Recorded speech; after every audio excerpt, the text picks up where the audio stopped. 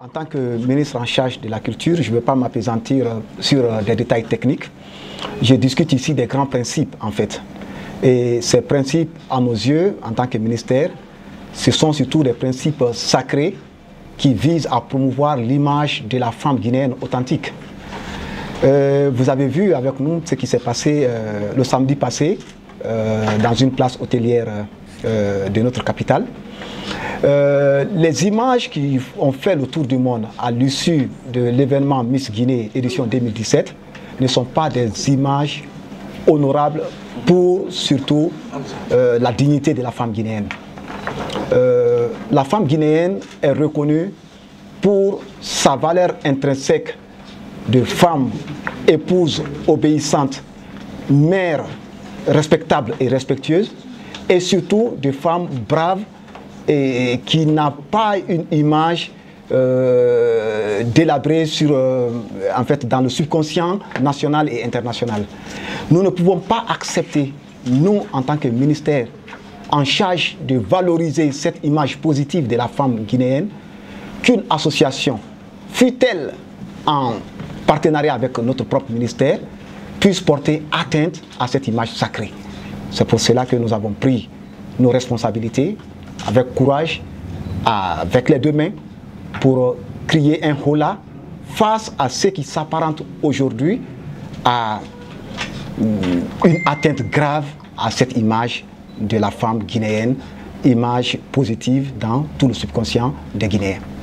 La décision qui a été lue, nous avons parlé de failles organisationnelles dans l'édition de 2017 et dans la gestion des éditions précédentes. Avant, c'était une question de gestion. Très malheureusement, notre ministère a eu sur sa table, depuis notre arrivée il y a un an de cela, le 4 janvier 2016, plusieurs plaintes, vous pouvez les vérifier, provenant des Miss et de leurs dauphines. Plusieurs plaintes, des Miss successives. Depuis 2008 jusqu'à nos jours, ces plaintes sont de plus en plus récurrentes. Nous avons accordé un bénéfice du doute, d'autant plus que nous avons trouvé un comité en explosion. Nous n'avions pas voulu faire des partis pris. Nous n'avions pas voulu verser dans la partialité. Et donc, nous avons laissé une chance au Comigui de non seulement se racheter, mais aussi de nous prouver que ces plaintes qui étaient sur nos tables étaient simplement des accusations portées à l'encontre donc de ce comité. Malheureusement, ce sont les événements du samedi passé qui ont fini par nous convaincre, qui ont fini par nous réconforter dans l'idée que ce comité n'était pas aujourd'hui à même, de façon opérationnelle et de façon structurelle, de porter nos attentes en matière de réalisation des concours de beauté en République de Guinée. Vous avez les Miss qui sont les mieux placées pour vous dire en fait dans les détails qu'est-ce qu'elles reprochaient au Comigui.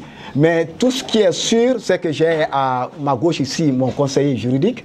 Ce conseiller a eu, de façon formelle ou informelle, à trancher beaucoup de litiges à notre niveau. Et il y a plusieurs litiges qui n'ont pas eu de résolution à notre niveau au ministère, qui sont là de façon suspendue, qui restent entiers entre le Comigui et ces Miss-là.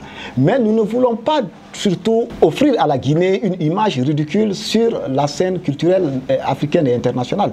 Ce qui s'est passé le samedi nous tourne surtout en dérision vis-à-vis des autres nations qui nous environnent, qui organisent aussi les mêmes concours de beauté, mais qui s'en sortent de façon élogieuse. Et donc, il faut qu'on rompe avec la culture de médiocrité dans notre pays, qu'on instaure enfin une charte d'éthique et de déontologie qui puisse être à même donc, de régir le fonctionnement d'un nouveau comité qui sera doté d'un nouveau cahier de charges.